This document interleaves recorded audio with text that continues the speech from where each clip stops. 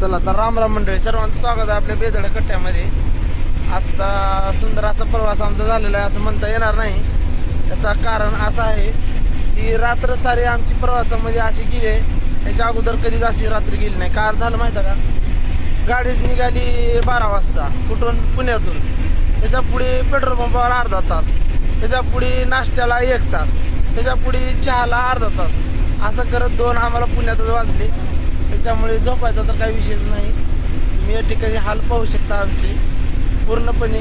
कसं बसं डोळा लागल तर पुन्हा किन्नरनं चालू केला, तुळजापूर आलाय म्हणून चिरकून चालू केला. काय सांगावं काय आहे का नाही, असं राहा उजनीचे आहेत, मित्र आहेत आपले चांगले, आहे का नाही, बरोबर आहे का नाही, बरोबर आहे. असं झालंय का काय, रातभर सारा गोंधळ तुम्हाला सांगतो का बघा.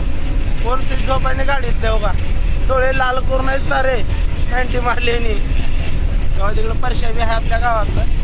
तर अशा पद्धतीने आपण सुंदर असा प्रवास झाला नाही असं म्हणता येणार नाही. जाऊ द्या, काय आता जसं झालं तसं भागवावं लागतं. तर अशा पद्धतीने मित्रांनो सुंदर असं अवघ्या थोड्याच काही वेळामध्ये आपण उजनीला येणार आहोत. हे आपले परममित्र उजनीचेच आहेत. तर आमची चांगली दोस्ती झाली या ठिकाणी. सारे आपले बंधू आणि माता बहिणीच आहेत. तेव्हा या ठिकाणी आपली किल्लारीची बी मायमाऊली भेटल्यात. त्यांचा बी आमचा रात्रचा चांगला प्रवास, मस्त गप्पा गोष्टी 1 नंबर. यांच्यामुळं आजचा म्हणजे रात्र आमची मस्त गेली, बोलत करत गप्पा गोष्टी करत आम्ही आलो सर्वजण. तर आता थोड्याच वेळामध्ये आम्ही इथं उतरणार आहोत. महत्त्वाचं म्हणजे सावर या गाडीमध्ये कुणीही बसू नका.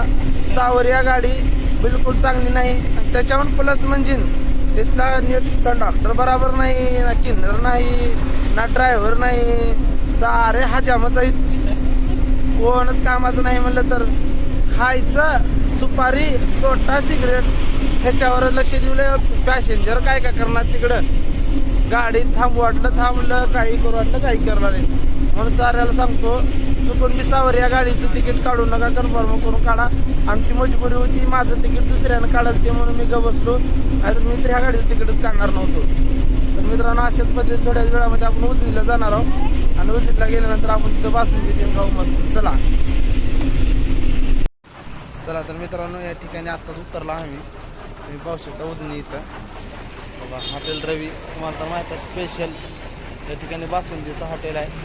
आणि या ठिकाणी बासुंदी या ठिकाणी एवढं खावं असं विचार चालू आहे, एवढं सकाळी कसं खावं या ठिकाणचं चालू आहे. तुम्ही सुंदर असा मटका चालू आहे, सुंदर म्हणायचं आहे का, चांगला आहे का मटका.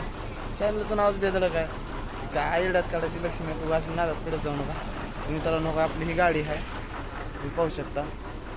गाडी काय नुसतं ड्रायव्हर एवढं सारी आम्हाला 8 इथंच वाजवलं. तर अशा पद्धतीने मित्रांनो चला, तर आपल्याला अजून गावात जायचे, पूर्व आपली वाट बघत आहे.